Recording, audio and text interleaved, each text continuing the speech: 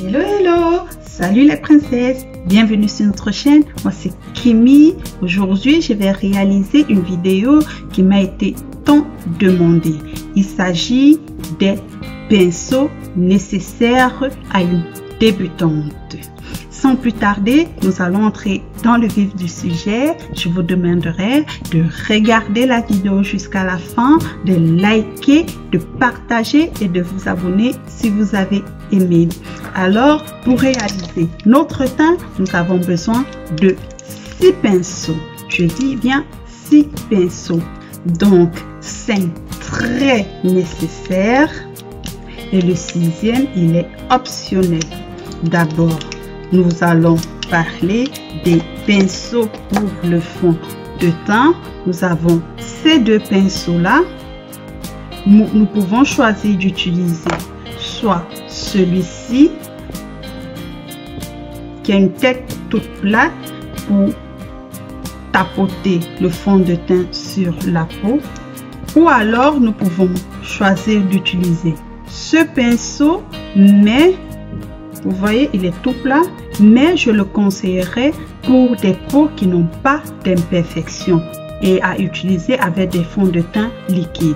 Parce que si vous avez des peaux à imperfection, si vous utilisez ce pinceau plat, il étire ce pinceau, on l'utilise en étirant la matière.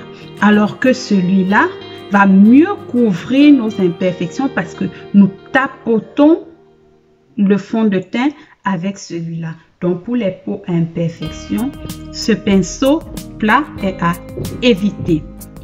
Ensuite, pour appliquer la poudre, nous avons besoin d'un pinceau comme cela. Vous voyez, il est tout doux. Nous l'avons aussi en petit format, moins que celui-là, je veux dire. Il doit être doux. Pourquoi? Parce que la poudre doit glisser sur le fond de teint sans toutefois déplacer le fond de teint que nous avons déposé au préalable. Donc faites attention quand vous choisissez votre pinceau à poudre. Aussi, nous avons notre pinceau pour le blush. Celui-là, il est biseauté, mais il y a aussi des pinceaux à blush qui ne sont pas biseautés. Biseauté, ça veut dire, vous voyez, il est un peu incliné. Ça, c'est pour poser le blush. Il est tout aussi doux parce que le blush, on doit le déposer, il doit être doux parce qu'il ne doit pas non plus venir déplacer les produits que nous avons déposés avant. Donc aussi, le choix doit être bien accentué au niveau de la douceur de ce pinceau. Donc, pinceau à blush. Aussi, pour le teint, nous avons besoin de notre petit pinceau. Il est plat. Vous le voyez, il est tout plat. Je ne sais pas si vous le voyez bien, il est plat au bout. C'est pour déposer notre anti-cerne. C'est un pinceau pour l'anti-cerne. On dépose notre anti-cerne avec ce pinceau tout plat de texture un peu rigide, mais les poils sont aussi doux. Mais ensemble, vous voyez, il est assez dur. Et le pinceau optionnel, c'est notre pinceau éventail qui permet de déposer notre highlighter pour illuminer ces zones. Ces zones-ci, si possible là aussi. En fait, ça dépend si nous voulons illuminer toutes ces parties que je vous ai montrées, mais il est généralement utilisé pour illuminer là, là, là, là. Ok, nous avons terminé avec nos pinceaux. Pour le teint, nous allons passer au pinceau.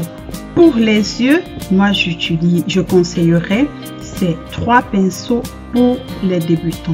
Cette brossette, ça sert à brosser nos sourcils avant d'utiliser notre crayon ou notre gel à sourcils. Donc, vous brossez vos sourcils avec cette brossette. Et aussi, nous pouvons l'utiliser pour brosser nos cils avant de déposer notre mascara.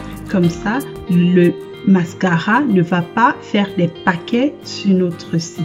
Des paquets, ça veut dire c'est-à-dire nos cils ne seront pas très lourds parce que le mascara va laisser des petites boules sur nos cils. Ça permettra justement à ce que ces boules ne restent pas sur nos cils et que nos cils soient jolis comme ceci. Ok? Ensuite, nous avons besoin pour nos paupières de ces deux pinceaux. Un pinceau pour déposer le fard à paupières. Vous le voyez, il est plat. C'est un pinceau pour fard à paupières. Juste pour déposer le fard à paupières et pour estomper, nous avons besoin de ce pinceau-là. Estomper, c'est celui-là. Déposer, c'est celui-ci. Vous voyez que il ressemble à peu près au pinceau pour l'anti-cerne. Eh bien non, il n'est pas identique car pour l'anti-cerne, les poils ne sont pas aussi longs que pour déposer le fard à paupières. C'est là où se trouve la différence entre ces deux pinceaux. Celui-là, il est aussi rigide que l'autre. Il n'est pas dur. Je n'ai pas dit qu'il était dur. Il est doux, mais pas comme les pinceaux pour le teint. Ensuite, pour estomper notre fard à paupières, nous avons besoin de ce pinceau-là.